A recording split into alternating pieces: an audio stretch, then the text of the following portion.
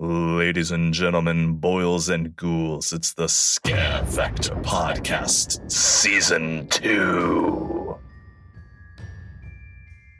All right, everybody, thank you for joining here on the Scare Factor Podcast. If you're a first-time listener, we are a national haunted attraction review website and directory.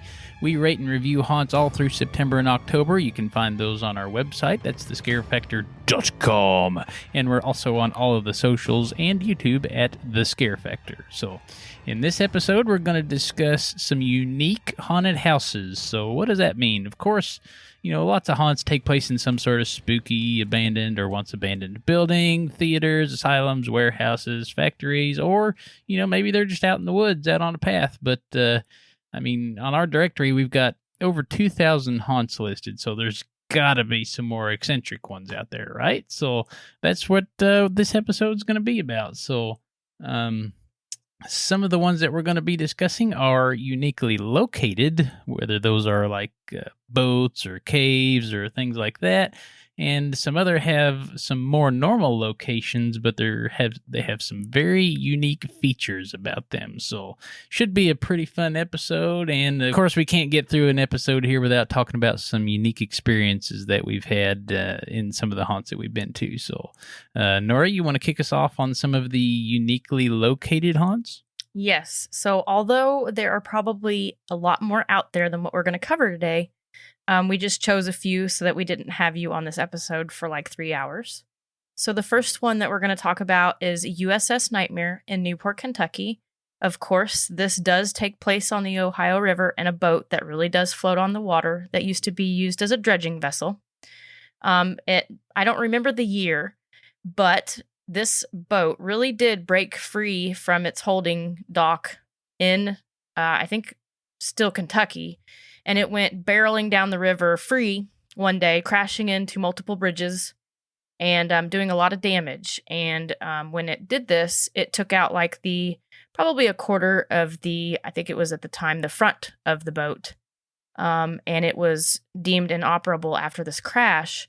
So now when you go visit the USS Nightmare, you can look at the front of the boat and all of that crashed evidence is all still there. They kind of just went through and made it watertight and everything, but it's all still there. So you're not just getting on this boat, it's a crashed boat, and they've roped all of that into they're actually breaking free from the banks and crashing into bridges and stuff. That's all 100% true story. There was a huge flood when this happened, and it literally just raised the water so high that it just broke it loose from its ropes, and off she went on down the river. And I think at the time, obviously the river was just so high that the boat couldn't clear going underneath some of the bridges that were going from, Cincinnati, Ohio over to Kentucky. So it literally just tried to take the top off of the boat. And that's legit. True story. Crashed boat, and now it's a haunted house.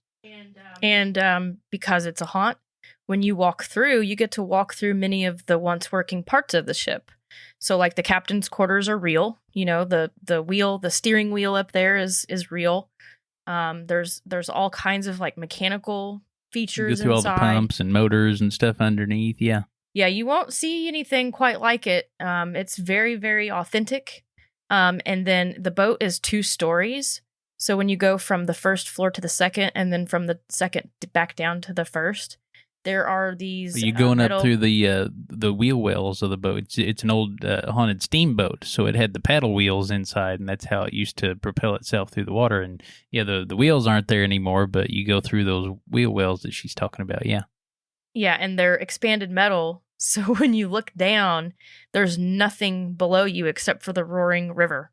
So anybody that's afraid of heights or afraid of maybe drowning, those areas alone will freak you out. So it's very, very neat to go to. And if you're in the area, definitely take the time to pay them a visit. Absolutely. Yeah, the realism inside of there is, 100% legit. Something that stuck out in my mind, too, from going through there as many times as we have, is the floors in there are actually still steel. Some haunts you go through will just be concrete or a dirt path, things like that. And, going through those steel floors and seeing the big rivets on the floors and the walls holding everything together, it's pretty wild. Very, very authentic authentically and uniquely located haunted house there. And Tyler's really familiar with their floors because during one of their extreme haunts one night, they made him crawl throughout almost the entirety of the boat. So, yeah. You'll see Tyler's fingerprints and handprints and footprints and knee prints all over the floors going through there from their extreme night. Yeah. Not looking forward to trying that anymore, but yeah. No, not really. So the next one we're going to talk about closer to us too is the Lewisburg Haunted Cave in Lewisburg, Ohio. The cave is actually in a real cave located 80 feet below the ground. It's inside a limestone cave with 30,000 real bats. Before you enter, they tell each group that if you have a bat in your hair, you either need to stop and put your hands up and just kind of give up, or put a hood over your head to keep them from getting caught in your hair, as there are endangered species bats down there. So anytime a bat has anything to do with anything, they have to stop and get the bat out safely. So we always just recommend putting your hood over your head just to prevent that. In 2010, they won the Guinness World Record for being the world's longest haunted house. It is huge. Tyler and I have been probably at least 5 to 10 times. And it's at least 40 minutes. Sometimes it took us 2 hours to get through. So they have this very large cage maze at the end. And it's tough. It's probably one of the toughest mazes out there. So we were literally stuck in there it probably took us 40 minutes to do the haunt, and then it's over one of an hour those to get where out of the maze. the actors have to pretty much have mercy on you, and after you've walked past the same guy about 3 times, they're like, "Oh, I've seen you before. Here's the exit," and they open up the door and let you out. Also, when you enter the cave, you'll notice upon as soon as you start to walk, you're on this suspended bridge over a lake. So it's not just a cave, but they also have water down in the cave, and you're walking across this bridge that's got the rope handrail type things, and they have actors in wetsuits that sometimes will come up and grab your ankles and stuff as you're walking through. So it's just kind of totally unexpected. They also have multiple instances of fire down there, real fire. I mean, it's all rock, so it can't really catch anything on fire. Yeah, it's just not something you expect, though, And then we've never seen the use of real vehicles the way that the cave does it. So they have one instance is a truck, and the truck has this giant open area. It kind of reminds me of half of a field, but it's in the cave. And the truck will floor it and come towards you.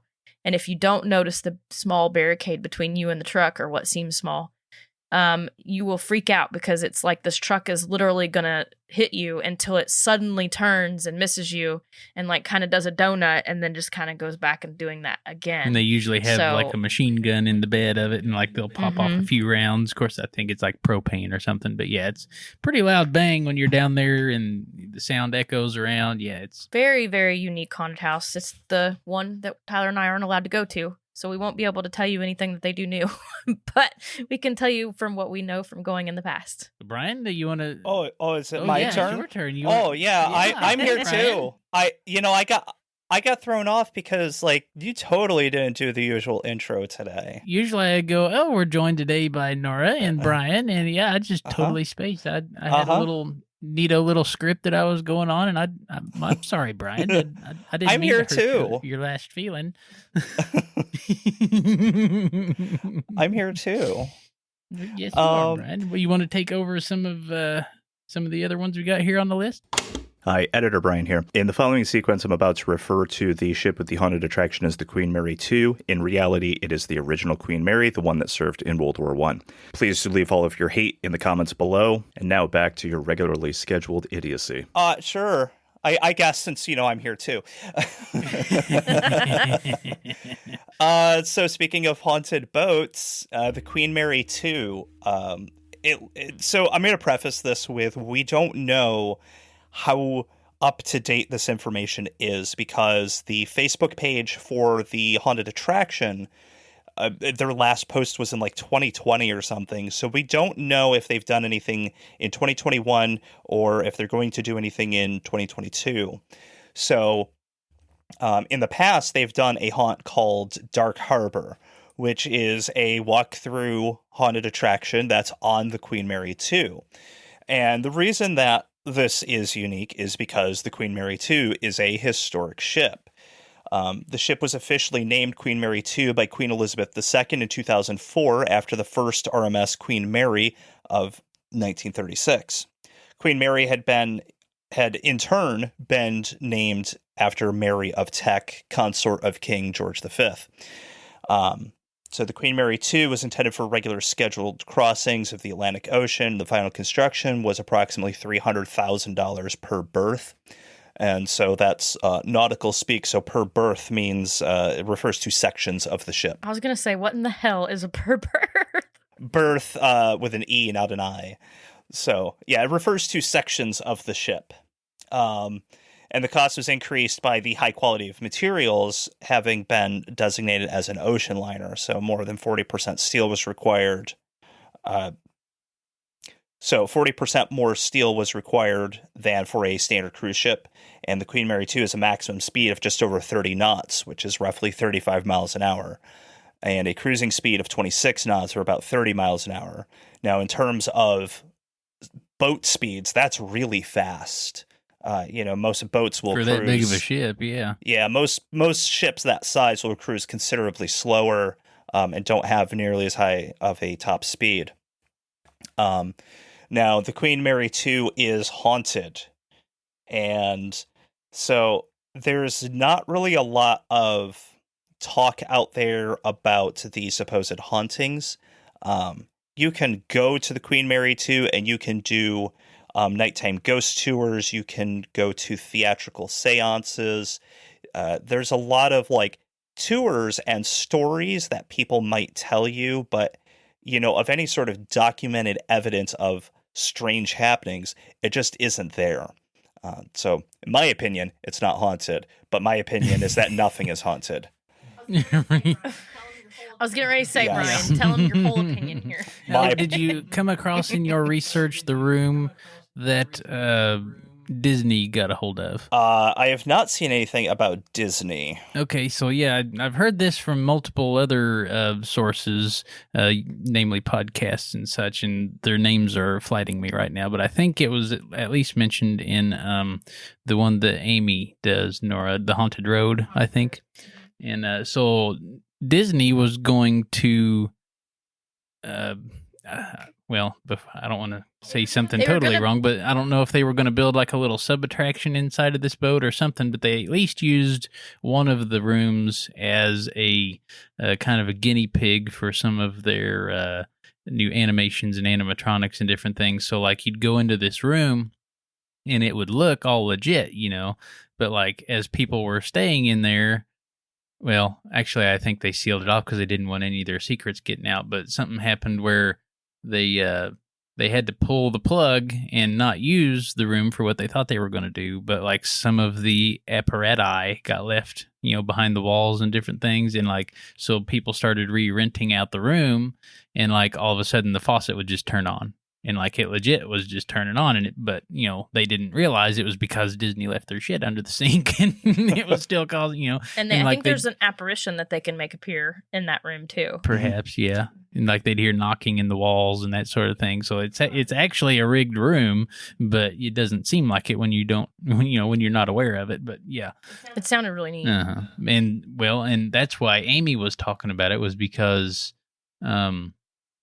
believing that something exists can sometimes cause something to exist, and they're thinking that might be why that room is one of the most haunted ones, is because people kept having so many spooky experiences in there that, hey, like, okay, now they might actually be having haunted experiences. So right, that's yeah, and it's that would explain some of it, but I have not seen anything about that. It might be, one of those urban legend sort of things. But I've not seen any sort of documentation or, stories of Disney going and doing that.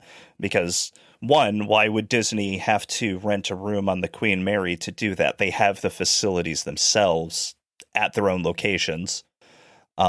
Something's making me think that maybe they were going to try to do like...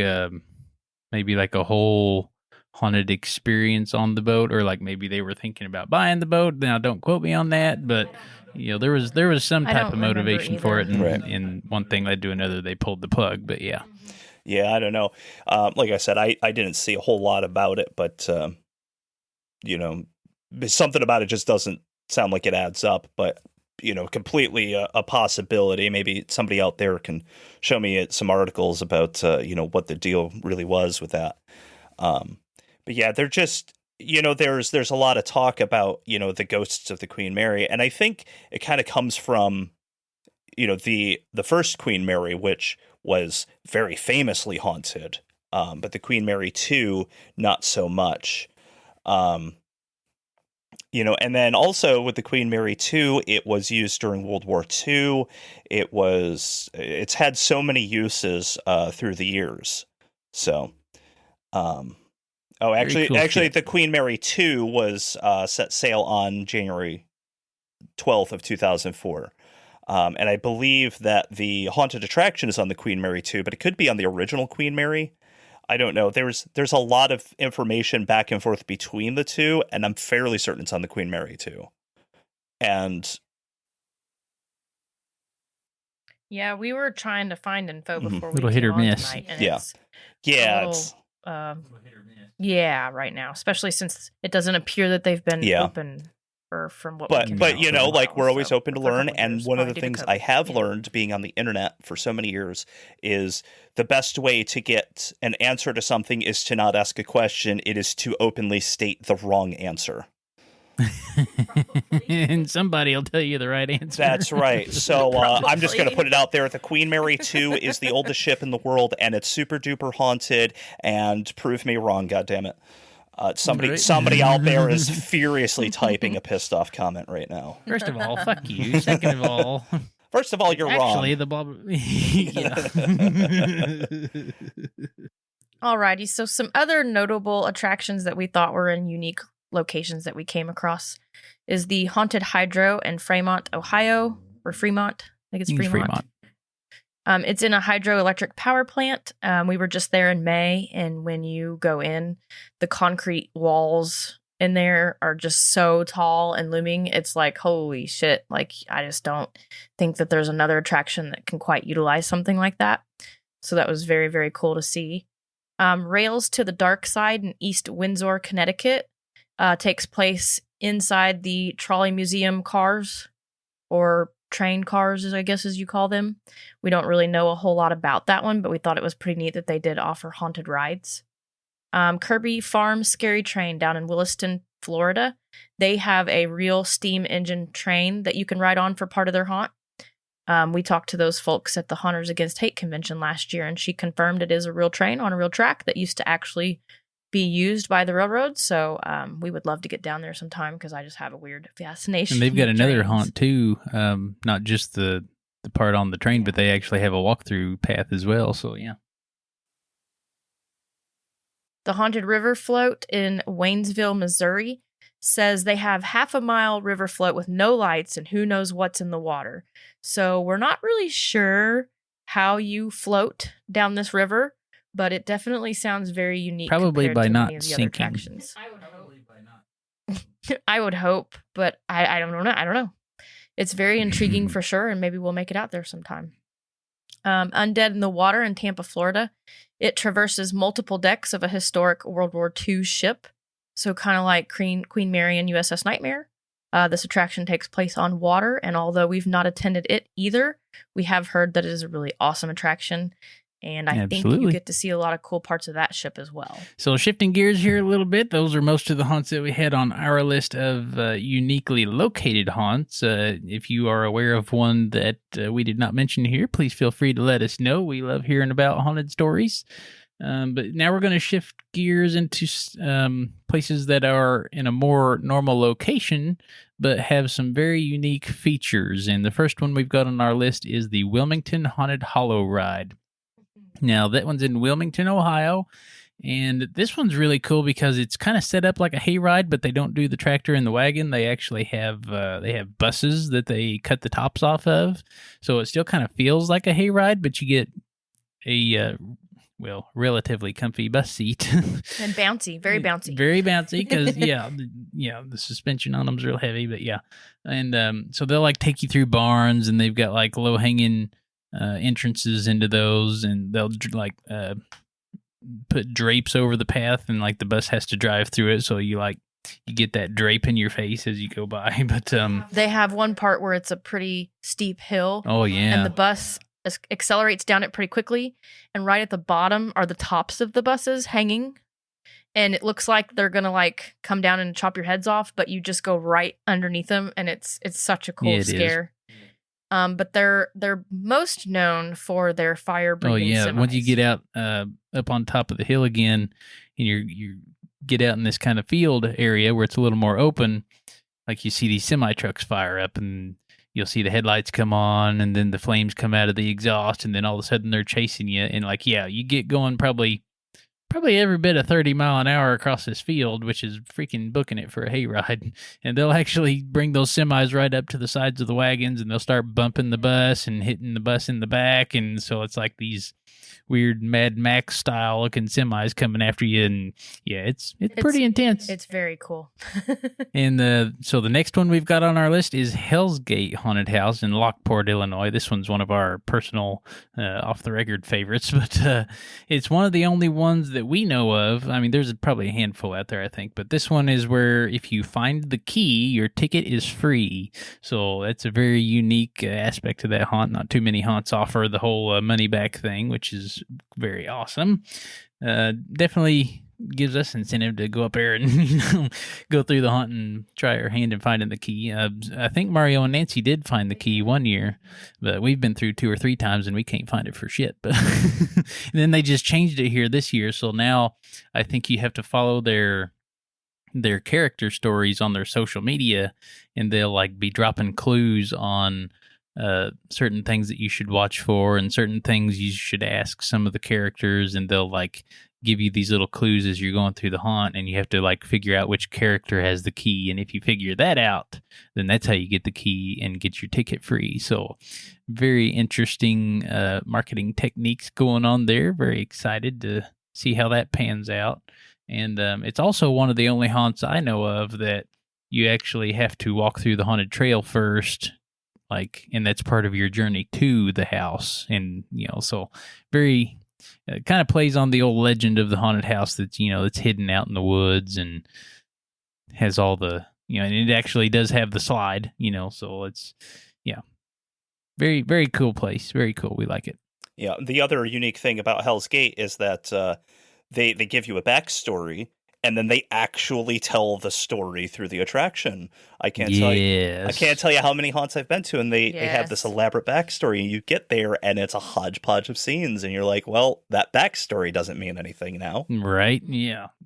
Hell's Gate and Zombie Army, they've always been really, really good storytellers, and of course, we really appreciate that as haunt reviewers and connoisseurs, so yes. Totally hats off to the Hell's Gate folks for their story. Yeah.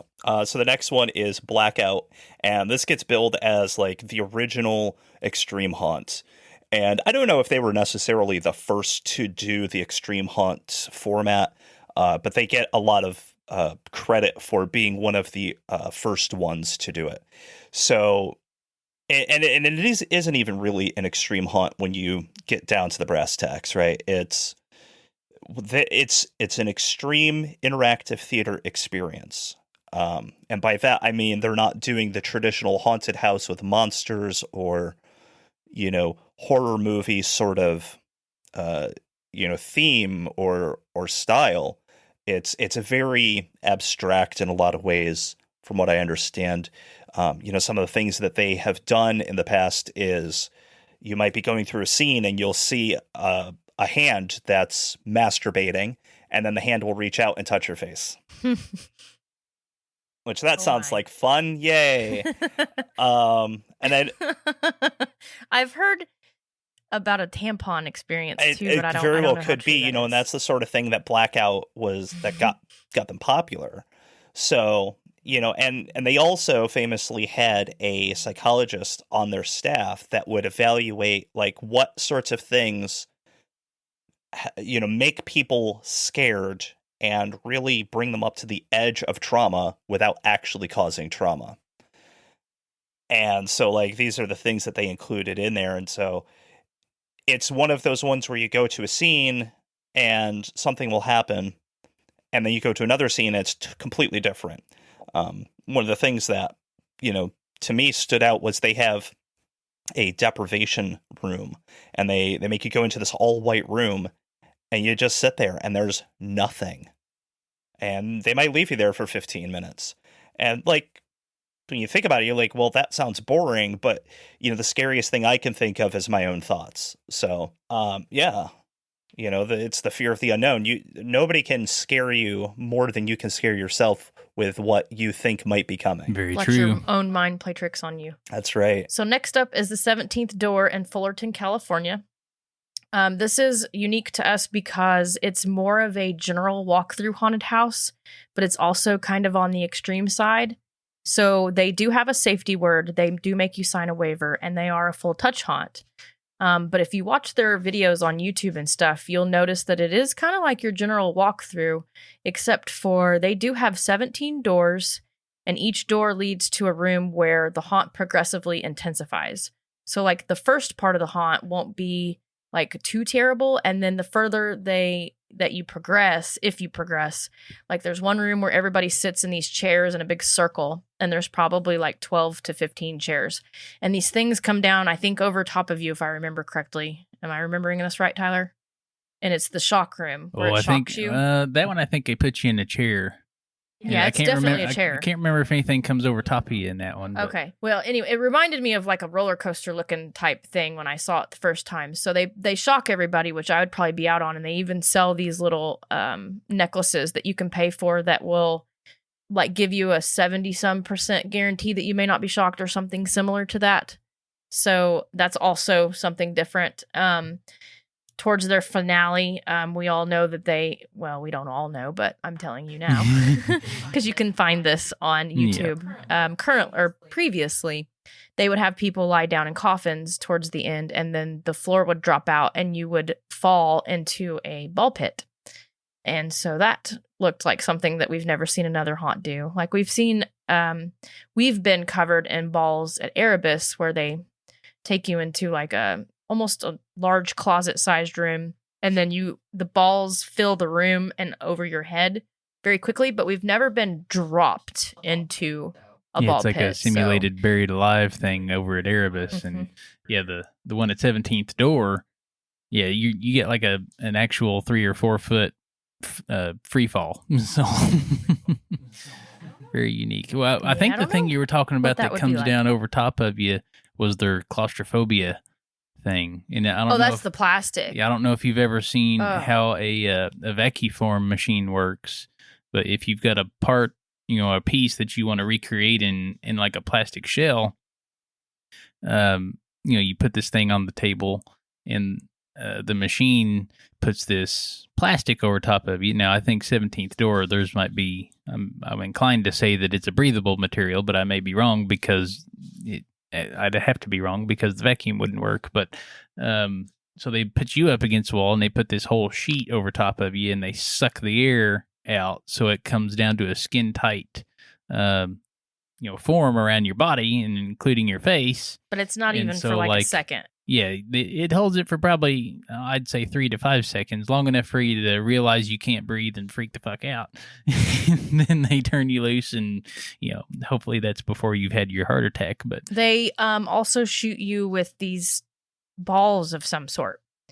So I can't remember if it's airsoft or if it's paintball or Orbeez or something. It's but they some definitely kind of balls that don't hurt you, but they don't feel good either. It's like a firing squad type of setup, and it's actually other groups that shoot you too, based on the video that I've seen. So like the first time you go through, you're the one being shot, and then by the time you come back around, you're the one doing the shooting. So not too many haunts have firing squads, but no. What you got, Bryan? I was gonna ask, like, how come all of these haunts that are like really off the wall, why are they all in California? We're going to have to ask Philip about that. There are some crazy ones over there, for sure. Or it sounds like there are. I mean, like, one of the biggest extreme haunt companies, Hurting, I'm pretty sure they're based out of California. the California, whatever, the LA Summer Scream, whatever, like there's a lot of extreme haunts represented there, and that's in California. I'm just wondering, like, how come all this really bonkers shit is happening in California? Right. That's interesting. It's got something to do with being next to that much water. I don't know, it's got something to do with it. Water attracts paranormal spirits, Brian, so they're all haunted and possessed. Is that it? Yeah. Yep. Yep. That's what I'm going with anyway. Okay. All right. Next one we got on the list is the Haunted Hoochie. That's at Dead Acres. And Haunted Hoochie is their flagship attraction there. That's in Pataskala, Ohio. And as far as we can remember, their whole theme has been quote-unquote brutal horror. Quoting Tim Mays on that one from last time we did an interview with him. But this place is totally out to just push your buttons, and they actually do a really good job of it. They did a really, really good job of it last year, and they pushed a lot of people's buttons.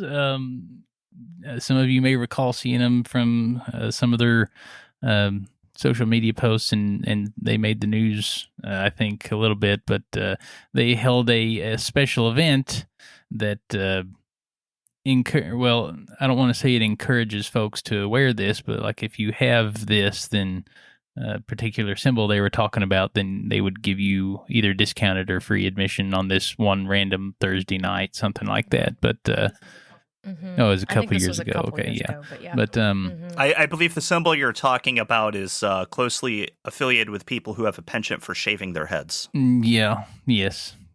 It's typically a white supremacist symbol, but it's also tied to Nazis and other things like that. But that's why they got a lot of folks' buttons pushed. But but they also push buttons by doing like a little bit of 9/11 propaganda. Yeah, out in the midway. Yeah, just some subtle hints here and there of some things that you might think are out of line for a haunted attraction to do, but in reality, it's really not. They're trying to push your buttons. And if they can use real world horror to do that, then that's kind of their shtick, you know? That's kind of why the Hoochie is a little bit different than most of the attractions out there. They may not be using quite as much nudity and the jacking off and stuff like Brian's talking about at some of the others, but they do things their own way. So from being there as customers, you know, it's a very different haunt than most of the other ones. We call it unique because, you know, we're also kind of unbiased to most attractions too. So we just kind of think everybody can do whatever they want, you know, if that's how that show wants to be, you know, that's how they want to be. But they are known for having scantily clad women. I mean, it's in their name, Haunted Hoochie. They do have a cage dancer in the line that sometimes wears thongs or very minimal amounts of clothing. So, I mean, it's something that they've got going on. But they just have, I think, one of their most unique features, aside from all of this stuff that a lot of people just don't like, is that the Hoochie uses a lot of illusions that we just don't see other haunts using. And even though they're mostly grotesque or very brutal and horrific to a lot of people, they're something that other haunts should really take note of and see if they can figure out maybe a way to use some of these illusions too, because I mean, they've got some crazy stuff going on in there. And I'm not saying every haunt needs an auger in the ass like what they have, but I'm just saying, like, are there things that you could do to get some more of that character on character tormenting going on that makes some things more realistic? So definitely a very unique haunt. It's a show that a lot of people love and many people hate. So if you've never been, we recommend you read up on it and give it a try. You might like it. Yeah, I didn't mean to go too far down the rabbit hole on some of the negative things, but yeah, they've got a whole lot of positive going for them too, just in our opinion. But they do push buttons, like Tyler said, and that's one reason why we consider them unique. You know, It's one of the reasons why they're as popular as they are. They're very good at what they do. So the next attraction on the list is the Final Resting Place, Haunted Junkyard, and this one's also in Ohio. I forgot to note that. Oh yeah, we got a few of these in Ohio. And this one's actually kind of cool because it actually takes place in a junkyard that's behind these folks' primary residence.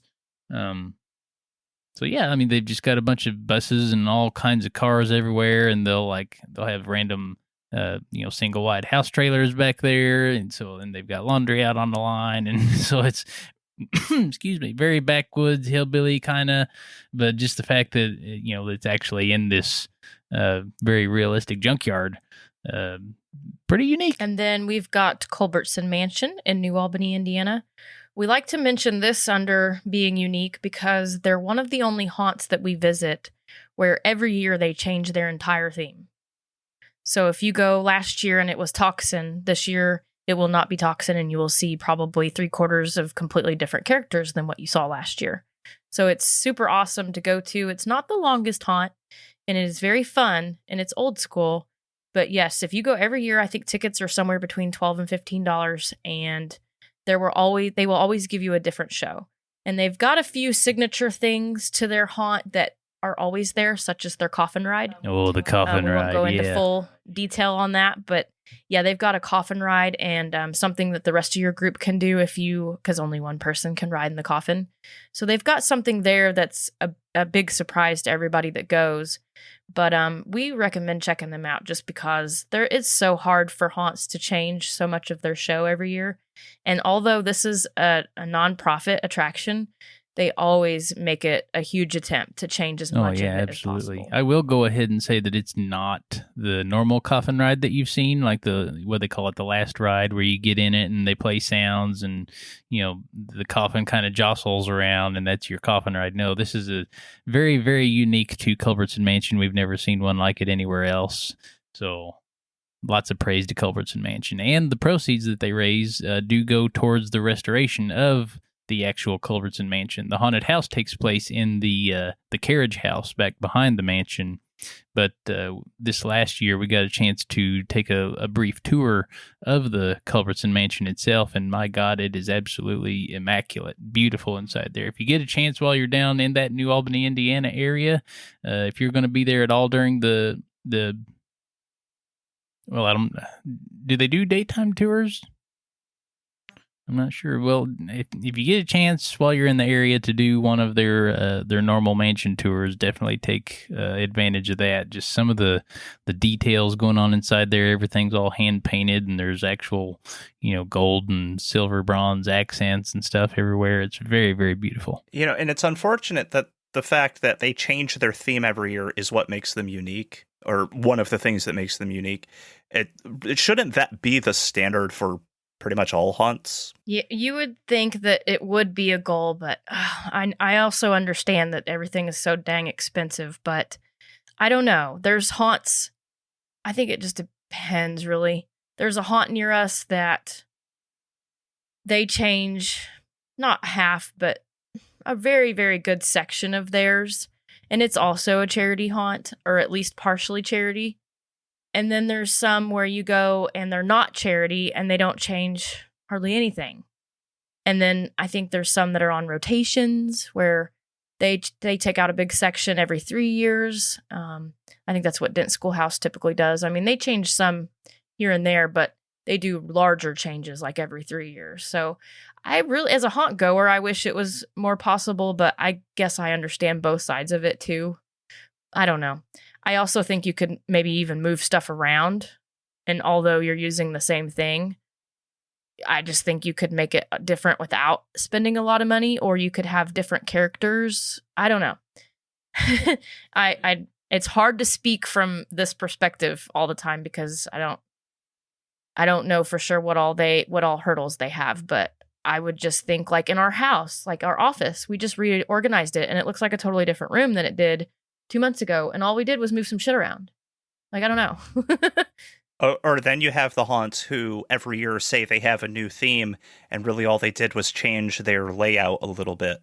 And it's all the same scenes and all the same shit you saw the previous year. And I'm not naming names, but I've seen it. Yeah, there's several haunts that'll put little or add new little twists as a continuation of their previous theme. But like Culbertson here and what Nora said, like it might be Contagion one year, and it might be, I mean, it's nothing even resembles Contagion the following year. That's they so cool. totally change it, and that makes it especially cool for like some of their off-season events because they open up for the holidays and stuff on occasion. and that makes it really easy for them to transition into, the Christmas stuff or the midsummer stuff. So very, very talented crew at totally shifting gears and giving you a new experience every time you go through. So another one that we like to note here would be Mayhem Mansion in Morning View, Kentucky. We're not sure if Mayhem Mansion is going to be open, as we haven't seen anything from them. Ain't heard much out of them. No, they've been very, very quiet. But the haunt takes place in a 2-story house, so that's not quite, unique.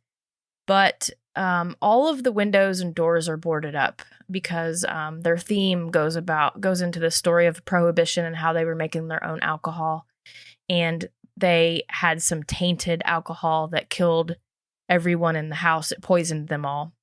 And when authorities found it, they decided to board up the whole building, and they forgot one window on the 2nd story.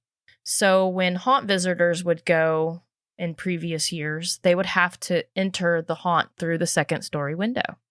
And it was just a really cool aspect, and it really just threw you for a loop when they're like, oh, you have to go around the side of the house and up these several flights of stairs, and then you crawl through the window. Like, it's not a door, it's a window, and you have to climb up and over it. And you're like, what in the hell? And you're in somebody's bedroom. So that haunt was very unique in that way. They were also put on for Shop with Cop program. So that was interesting too, because they were making money to give kids presents for Christmas. So good crew out there. And they also used to have a walk in the woods back there.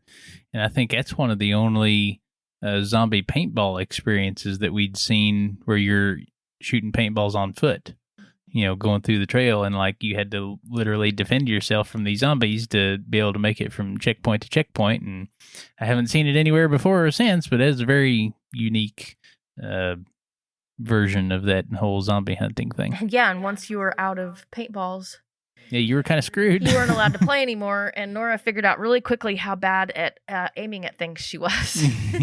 You had to run faster than the zombies, and we weren't, for whatever reason, we just weren't interested in running, and yeah, they got us. So Tyler could nail them right in the forehead, but I would shoot at them like 5 times. Oh yeah, you had to shoot them in the head or they wouldn't die. Yeah, it was fun. Another one that we've experienced that's got some unique features going on is Unreal Nightmares in Indiana. It's more of a escape room style haunt. Kind of a hybrid, yeah. Yeah, in that when you go through, you'll be in like a large room, and there will be something that you need to be looking for a code to put into the door to get into the next room. Yeah, they've got, to proceed from room to room, they've got like the door locks that you put on the front of your house. You got to punch in the 4-digit code or whatever, and so the doors are actually locked, and you have to get the code to keep going. Now, they do get around that, because you're not supposed to have locked doors in haunted houses and things like that, but they've always got a tour guide with you to satisfy, fire marshal laws and that sort of thing. But so it's, but they're always in character, and like they also kind of double as the game master, the clue master, so if they realize you're getting stuck for very long, they'll drop little hints and kind of help you keep moving along a little bit. But while you're doing all that, they're scaring you too. Mm-hmm. So like you'll be bent over trying to look for a number, and somebody will come up over you and yell and disappear, and you're like, whoa, what was that? And they're just distracting you. So the next one is, I'm not going to say the name of the haunt because I'll be honest, I don't want to give them any more business. However, of all the kind of weird things that they're doing, and they are unique in a lot of ways and probably not for a good way. And if I say too much, somebody's going to figure out who they are. But they did have one illusion when I went a couple years ago, and it was the coolest thing. So you're walking through their house attraction, and you go up this ramp, and it's a gradual enough incline that you don't really notice that you're going up in elevation at the time. And you turn 90 degrees and you're on a catwalk, basically. It's, 3 or 4 feet wide. It's wide enough for you to be on there with a little bit of space between the rails. And you walk into this room, and perpendicular to you on the opposite side of the room is this demon guy, and he's sitting in his throne, and his eyes are glowing, and the whole room is full of fog. And the cool thing about this is he starts to do his dialogue and, hail Dark Master, whatever it is that he said. And he stands up, walks towards you, and then he disappears into the fog. Like, he just falls forward and he's gone. And it was the coolest thing that I had ever seen in my life. Now, one of the other neat things about this is when he falls forward into the fog, these, like, 3 or 4, minion guys or demon guys or whatever jump up out of the fog onto the catwalk that you're on. Oh, wow. And, they hassle you a little bit, give you a hard time, and eventually just let you go on your way. But it's just, I've never in my life seen anything so well put together. And I'm having a hard time believing that this illusion was created by the same person or people that put together some of the other parts of this haunt, because it was that well done. Well, maybe they've gotten better, and that was one of their newest things, Bryan. Yeah, I'm not sure. I think the management team between the 2 attractions they have are different people. Okay. So I will say their house is by and far way better than their trail. It just not even close. Interesting. So if you're listening and you've listened to the other episodes we've done, and you can put 2 and 2 together because you have a functioning brain, you've got 2 brain cells to rub together, you'll know the haunt I'm talking about. You'll know the haunt I'm talking about, and you can go check it out for yourself. I'm not going to say it out loud. So anyway, every time Bryan talks about that scene, it reminds me of another one that was at WV Penn, West Virginia State Penitentiary, the haunted house, Dungeon of Horrors, right? Yes. Yeah. So they have a scene very similar where you're in a large room and it's filled with fog, or at least low hanging fog, and it's made to represent the river Styx. And so you start off on one side of the river here. You walk out on the dock, and you've got kind of the guardian guy. He's like, "Get in the boat," And so we hop in the boat, and then all of a sudden we take off sailing across this scene. It's supposed to be water, but of course we know it's fog. But we get to the other side, and like you can see this little glow of the lantern back there, and you're just looking around, and of course, me and my analytical brain, I figure out, we've got a winch pulling us across this boat on some wheels across the floor, but creating the illusion of being out on the water and having the fog was it's pretty unique. You don't see that very often. And how many times have you gotten in a boat that moves in an indoor haunt? I don't think I've done it before or since. It was neat. It was totally unexpected. Highly unique, absolutely. And then KO Escape Room, Bryan, tell us about some cool stuff that KO's got going on. So KO, their escape room specifically, is unique for a few reasons. One, they are one of the few attractions out there that has a backstory and tells you the story in the attraction. Like, the scenes make sense one after the other. It's not this random collection of scenes. So that, again, unfortunately, that is a unique thing. Number 2, they really make you feel like you've been committed to this medical facility that they, the story tells you like you're a new patient at this mental hospital. And so like they really set the scene, and they really, really make you feel, like you're at that location. But their final scene, so their closing scene is after you finish the last puzzle, you go out of the room and you turn the corner and you see the doctor who's standing at this intersection of hallways, and he's shouting at you, come on, let's go quick. And you hear like an air raid siren that's going off, and the lights are flashing. And you've got the little, little spinny like emergency lights that are on the walls, and it's a light and it's got the spinning reflector inside. And so you stand there and you look down the hall, and there's this huge brawl going on. It's the patients and the staff, and they're duking it out, and it's this huge fight. And then out of nowhere, the lights go off and the sound stops, and everything is still. Absolutely still. And before I go any further, if you caught that reference, at me in the comments, because your kids are reading the best books. I was gonna say I don't get it. I don't either. It's from a series of children's books, and that's all I'm going to say. And if you've read them as a kid, you Okay. had a great childhood, and if your kids are reading them, they're going to have a great childhood. So everything goes still, and it's perfectly quiet, and then the lights come back up, and the doctor is like frozen in place, and he's pointing down the hall because before the lights go off, he points down the hall because he tells you like you got to get out of here.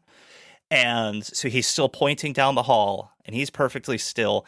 And the whole scene, as you walk down this pretty long hallway, is this brawl frozen in time. Oh, wow. And so you've got, and they've worked really hard on this because as you walk by, you see like, you know, a big buff orderly has got, you know, a patient like held up against the wall with their hand on their neck and, you know, as if they were like trying to choke him out and holding up against the wall. And like, as you walk through, you can see that it's all, you know, it's all frozen until you exit the scene completely. And I try to fuck with them every time I go. I've only been a couple of times, but I try to, you know, catch them as they're like trying to relax their pose as you walk by, and I'll turn around real quick. And they are so good because even the doctor will keep his pose until you're out of that scene completely and you're around the corner. I wonder how in the heck they even, like, because some of them can't be facing towards you and see when you're actually clear. So, like, how do they know when you're gone? I think what happens is because the doctor is facing down the end of the hall the way you're supposed to be going. Oh, So- he's watching out. So Yeah. probably once you turn the corner, he'll probably, you know, give some sort of signal to them to let them know you can relax now. But like It's What did still they cool. call It that? reminds me of those videos, those like stop motion, or not Yeah. stop motion, but Yeah, but it was a where everybody trend. stops and you're like wandering through them and it looks like everybody's frozen, but it's, yeah, the trend they were doing here a year or two ago. yeah, it's if you watch Futurama, it reminds me of the episode where everybody got $300 in stimulus money from the government, and Fry spent his $300 on 100 cups of coffee. And after he drank the 100th cup of coffee, it was like the world was completely still, and he was just walking very calmly through everything. I have not seen that, but it sounds funny. Yeah, that's probably one of the best finale scenes I have ever experienced. You know, you can take your chainsaw and you can shove it up your ass, and you know, you can saw Oh your my fucking colon out for all I care. Chainsaws are a thing of the past. Y'all need to take notes from this because this is so good, and it's not a huge scare. It doesn't have to be. Right. One, because it's an escape room, so they're not trying to be like overly scary and jumpy.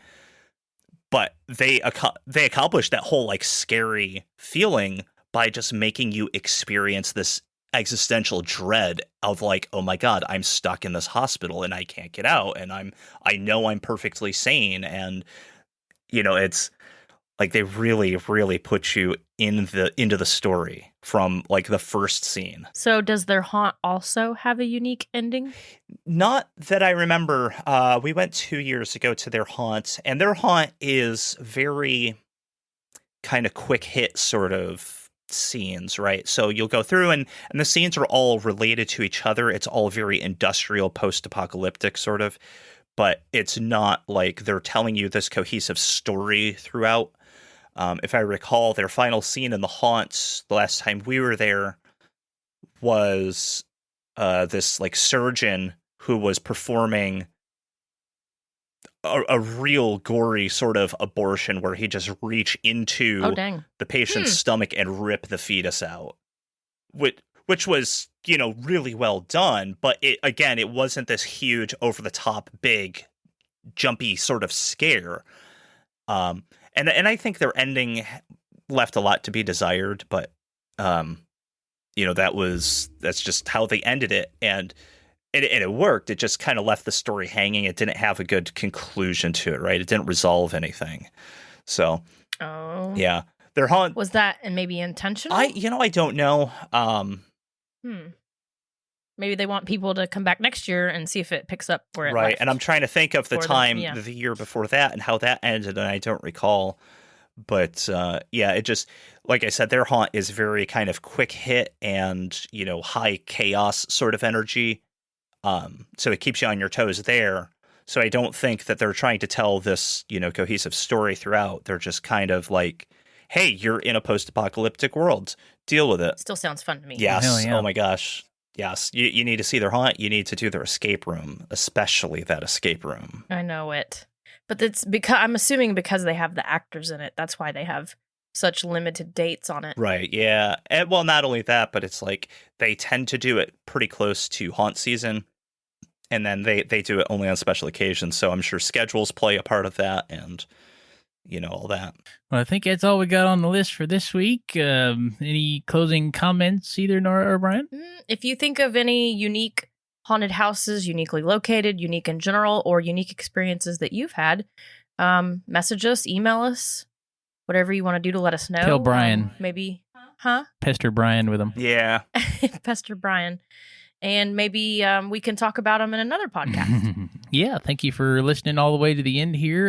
If this is your first time listening and it is in September, we've got a whole slew of prior episodes that we would be totally excited for you to listen to. We also have all the YouTube videos. Like I say, we got a bunch of haunt walkthroughs and recaps over there. And of course, we have our website, thescarefactor.com. And that is where you can find all of the above, all the podcast episodes, most of the videos are on there too. And of course, all of our haunted attraction reviews that we work so hard for you to read every year. So definitely check us out. We're on all the socials at The Scare Factor. Be sure to subscribe. Leave us a comment on some of the most unique places that you've heard of. We are going to head on out to the next spooky adventure here. Hopefully we'll see you there. Until then, stay scary.